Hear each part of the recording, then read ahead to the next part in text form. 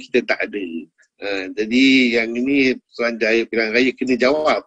Kerana sekarang ni kalau mengikut apa yang diisytiharkan, umur 18 tahun is automatic didaftarkan. Maknanya siapa yang umur 18, 19, 20 sampai mati, dia boleh mengundi. Dan kena verify lah pasal dia nak tahu kat mana dia mengundi. Dan di mana tempat untuk mengundi dan lain-lain lagi. Itu dia punya detail lah. Jadi semakan ini perlu dilakukan, kerana kita nak pasti kadang-kadang pergi ke satu tempat tu tengok nama tak ada. So argumentnya simple aja, mungkin di tempat lain. So kalau tu rugi masa kita lah. Jadi janganlah rugi masa, terutama bagi yang suka lambat-lambatkan tu sampai dah nak maghrib baru nak pergi, by the time tahu dah tak ada lah. Jadi anda perlu pergi kepada website ni, MySPR Semak, jadi boleh buat semakan. Dan anda akan dapat kertas seperti ini yang beritahu kat mana anda sepatutnya mengundi dan siapa dia nanti, iaitu DUN mana, parlimen mana dan negeri mana. Ini adalah tipikal lah yang kita akan dapat bila kita telah buat semakan. Bagi mereka yang belum pernah mengundi, please go and get this, dan boleh print out lah dari screen. Okay. Voting method kita ada banyak cara sebenarnya. Inilah kita Malaysia ni. Kita boleh vote cara biasa, iaitu pada tarikh mengundi kita pergi. Ataupun kalaulah kita rasa kita sibuk sangat sampai tak boleh buat, maka kita boleh buat apa yang kita panggil sebagai advance voting.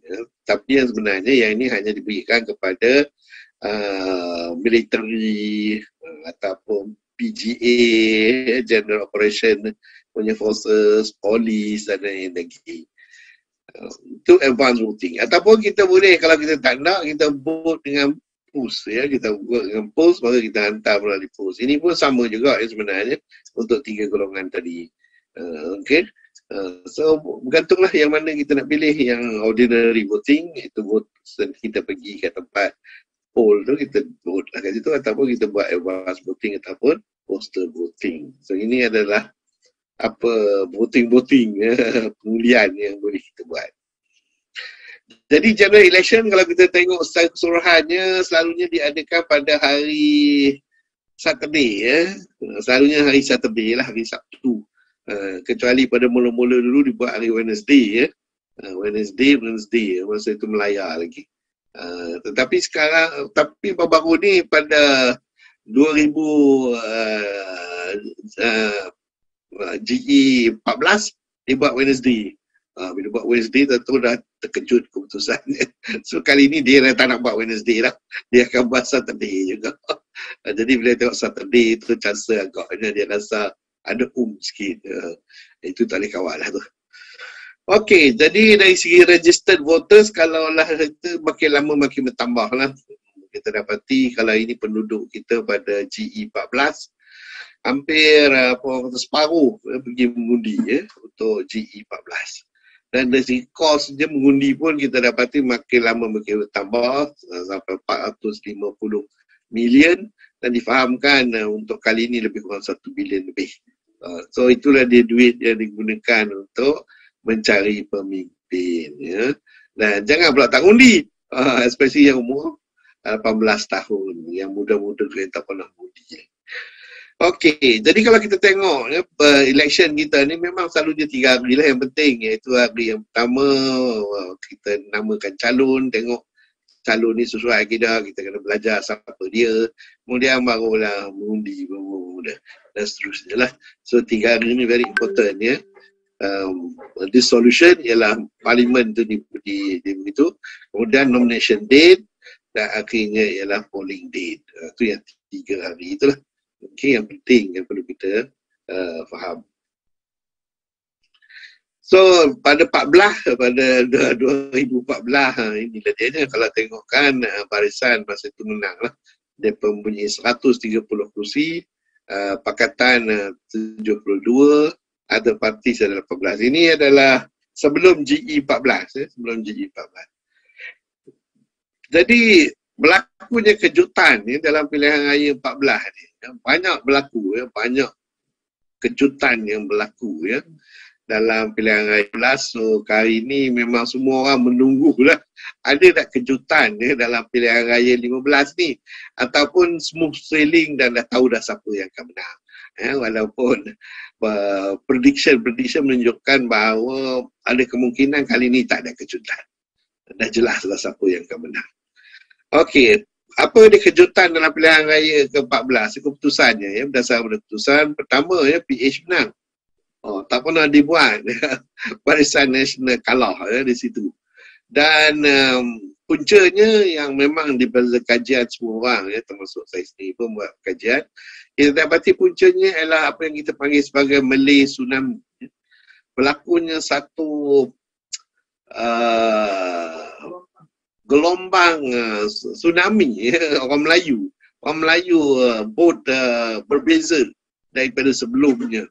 Ini adalah satu gelombang yang saya ingat nak jadi itu memang susah sikit. Tapi saya akan ceritakan apakah punca psikologinya perkara ini berlaku. Itu kita akan melihat dan tengok adakah dalam pilihan raya yang ke-15 ni ada tak tsunami itu lagi ke ataupun dah tak ada lah. Dia orang kata air laut tu dah sepoi-sepoi cantik saja dah air tu. Tak ada dia akan datang sekali mengejut gitu. Tetapi ada lagi dua kejutan lagi dalam lepas pilihan raya ni. Pertama ialah PN lompat. Ada dah PN lompat pula tu. Dan ada BN lompat. Jadi ada dua lompatan berlaku. Yang apa orang kata pengundi diketepikan, pengundi diketepikan dan tidak diambil kira pengundi. Jadi walaupun di Malaysia berdasarkan kepada konstitusi kita, perlembagaan kita, perkara ni dibenarkan, tetapi kalau bagi sesiapa yang mengaku Malaysia ini adalah negara demokrasi, dan lompatan-lompatan ni tak betul. Lompatan-lompatan ni salah, salah walaupun dibenarkan. So apa di lompatan ni? Di mana kita dapati berubahnya government. Kerana puncanya satu orang tu decide dia nak letak jawatan. Iaitu Yang Amat Berhormat Perdana Menteri Mahathir. Dia rasa kalau dia letak jawatan adalah perubahan. Tengok dia letak jawatan, habis semua orang meloncat atas dia. Dia tak sedar dia diloncat oleh semua orang. Ataupun dia sendiri yang loncat ke, tak tahulah yang mana satu yang betul. Allah saja yang tahu. Tetapi one thing ialah demokrasi telah dilupakan. Telah dilupakan pada ketika itu. Yang gila-gila kuasa ni ramailah. Yang melompat-melompat ni kira gila kuasa lah.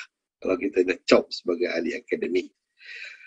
Okey, dari segi constitution ini adalah sebelum meloncat lah. Sebelum meloncat kita tengok majoritinya ialah PH dan PH combine dengan warisan, dan BN walaupun nampak macam kalah tetapi mereka taklah kalah teruk sangat so begitu juga dengan negeri-negeri. Kalau kita tengok secara detail dan kita nampak bahawa dia hampir sama saja hampir sama, walaupun dari segi jumlahnya Pakatan Harapan dengan warisan dapat banyak 122, tapi barisan hanya mendapat 79. Okey, yang lain tu tak ada apalah, tak boleh dapat ke mana-mana. So, masa itulah apa orang kata Pakatan Harapan telah menang. Dan ini adalah kombinasi di antara Pakatan Harapan dan warisan baru dapat 47% vote daripada share. Dan interestingly enough parliament seat yang dapat pun lebih kurang sama saja 55.86. So ini kita katakan bahawa at least demokrasi itu berjalan lah. Walaupun sepatutnya dia 50-50, sepatutnya sama-sama. Dia mesti sama antara kedua. Tetapi dalam hal ini kita dapati tidak.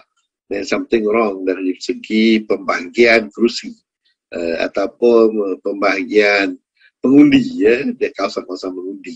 Yang ini saya tak nak bincang kerana ini cerita panjang cerita dia. Okey. So summary dia kita akan dapati ini adalah Dewan Undangan Negeri.